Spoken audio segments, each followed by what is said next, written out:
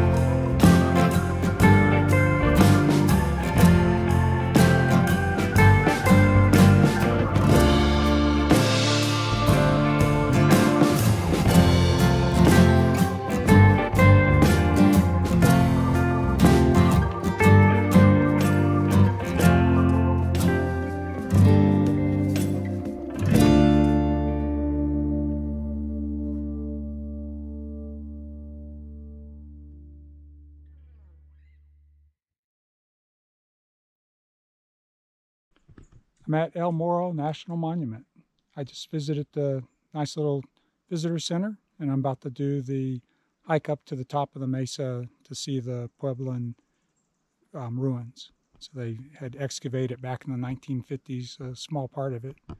So that should be interesting to see. Gonna pass the natural water pond and the inscription wall and then up the hill. Should be interesting and fun hike.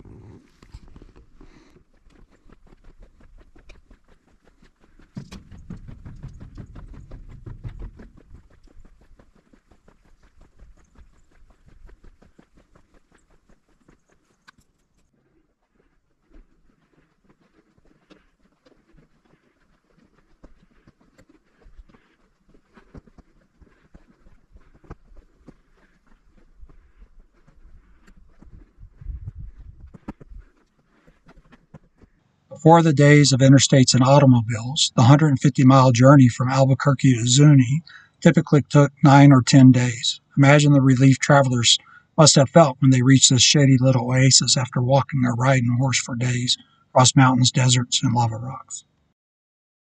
Petroglyphs cover the sandstone bluff, a testament to the many hundreds of years Native Americans lived and stopped here. As you walk, you will see them interspersed with inscriptions from Spaniards and Anglos.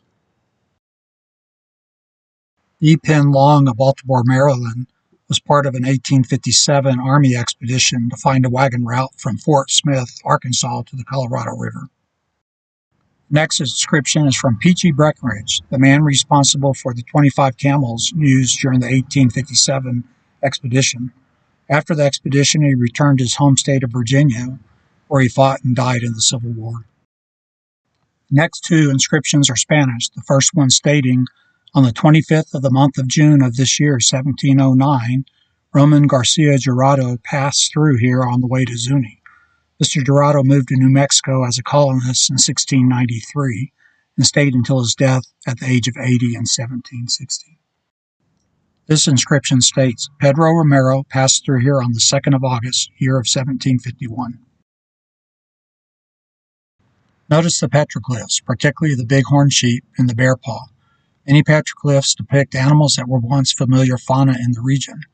Their compelling shapes and actions invite us to pause and imagine why people may have pecked them into the bluff. One of the oldest and more famous inscriptions is that of the first governor of New Mexico, Don Juan de Anote. It was inscribed in 1605, 15 years before the Pilgrims landed at Plymouth Rock. Imagine a steam engine streaming along in the place of the road. In 1868, the Union Pacific Railroad ran a survey through here, but the project was never carried out. Some of the high carvings here have the letters UPR carved by the workers on the survey crew. The Santa Fe Railroad, 25 miles to the north, rerouted travelers and ended El Morro's place as a stopover on the route west. The next inscription was left on August 26, 1716, when Don Feliz Martinez, the governor, passed by here for the conversion and conquest of the Hopi. He found the Hopi unwilling to accept Spanish domination, and after 2 months of quarreling, the expedition returned to Santa Fe. I hope you enjoyed this hike on the Inscription Trail. If you do the hike, be sure to pick up the free guide at the Visitor Center that's published by the Western National Parks Association. El Morro National Monument has a free campground.